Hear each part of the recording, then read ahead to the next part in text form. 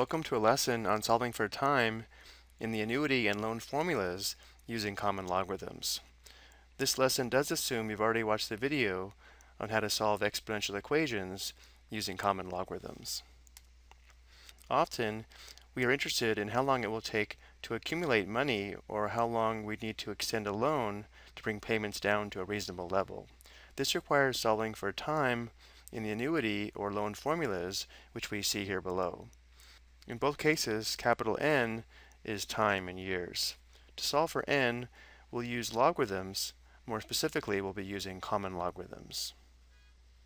In this lesson, we'll be using the annuity formula, and then we'll show how to set up a similar problem using the loan formula.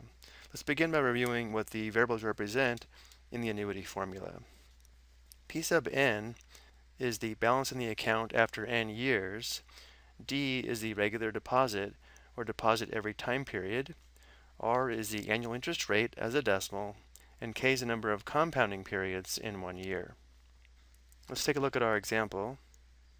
If you invest $200 per month in an account that pays 3.5% compounded monthly interest, how long will it take for the account to grow to $12,000? Let's begin by listing out the given information. If you're investing $200 per month, that means that D is 200. The interest rate is 3.5%.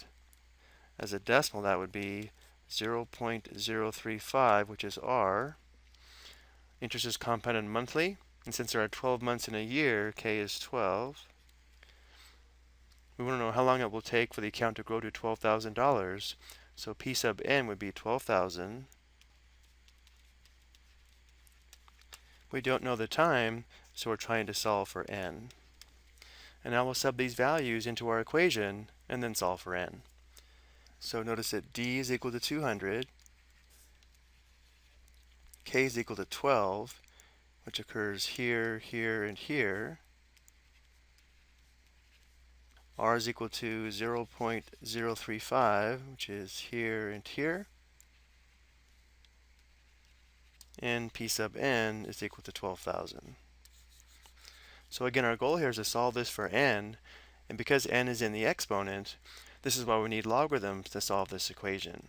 Now to begin, notice how we have this fraction here in the denominator, and this fraction bar means division. So notice how if we multiply both sides of the equation by this fraction here, we can eliminate this fraction from the right side. Again, in this first step, we multiplied both sides of the equation by this fraction here. If it's helpful, we can think of this as being over 1, and therefore these two simplify to 1. And this fraction times 12,000 equals 35.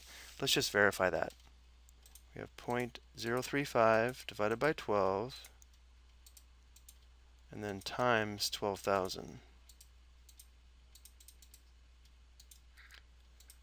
So that's where the 35 came from. Now for the next step, this is 200 times this quantity here. So let's go ahead and divide both sides by 200, which means this will simplify to 1, so we can drop these out of parentheses, and we'll leave this as a fraction even though we could simplify it. So now we have 35 divided by 200 equals this quantity here. Again, notice how this is raised to the 12n power. So for the next step, we will add 1 to both sides. So we'd have 35 200ths plus 1. Again, we could try to simplify this, but I'm not going to. And this is equal to the quantity 1 plus 0.035 divided by 12 raised to the power of 12n. This is where the common log is going to help us solve this. Let's go ahead and put this in parentheses too. We're going to take the common log of both sides of the equation. By doing this, we can apply the power property of logarithms here, meaning we can take the exponent of 12n and move it to the front. So we'd have 12n times this logarithm. So now we have log of 35 divided by 200 plus 1 equals 12n times log of 1 plus 0.035 divided by 12. And now we can actually solve for n. If we want to isolate n, we don't want this 12 here, or this log, which means we can now divide both sides by 12 log of the quantity 1 plus 0.035 divided by 12. And this will give us the value of n. Notice if we simplify the right side, 12 over 12 simplifies to 1, and these two logs are the same, so this also simplifies to 1. Now we could have converted some of this to decimals earlier, but then if we use rounded decimals to perform more calculations, our answer would not be as accurate. So now on the right side we just have n, and to evaluate the left side we'll go back to the calculator.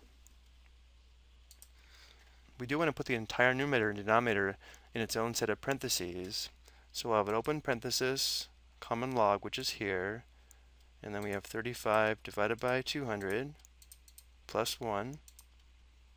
Now we need a closed parenthesis for the logarithm, then another closed parenthesis for the numerator, and then divided by, open parenthesis for the denominator, 12 common log 1 plus 0.035 divided by 12, close parenthesis for the logarithm, another close parenthesis for the denominator, and enter.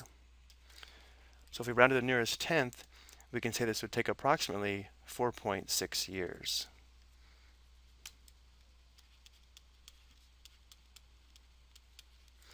So again, this means that if you invest $200 per month in an account that pays 3.5% compounded monthly interest, in approximately 4.6 years, the balance would be approximately $12,000. Now this example was for an annuity, but the process would be the same if we used a loan formula, even though the equation would look a little bit different. So before we go, let's at least set one up that involves the loan formula. For example, if you purchase a $799 tablet on your credit card, which has an interest rate of 14% compounded monthly, how long will it take for you to pay off the purchase if you make payments of $75 a month? So using our loan formula this time, notice that P sub 0, or the principal, would be $799. The monthly payment D is $75. The interest rate as a decimal would be 0.14.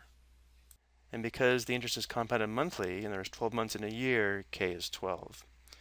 So now we can follow the same procedure that we did for the annuity formula and solve this for n to answer the question. I hope you found this helpful.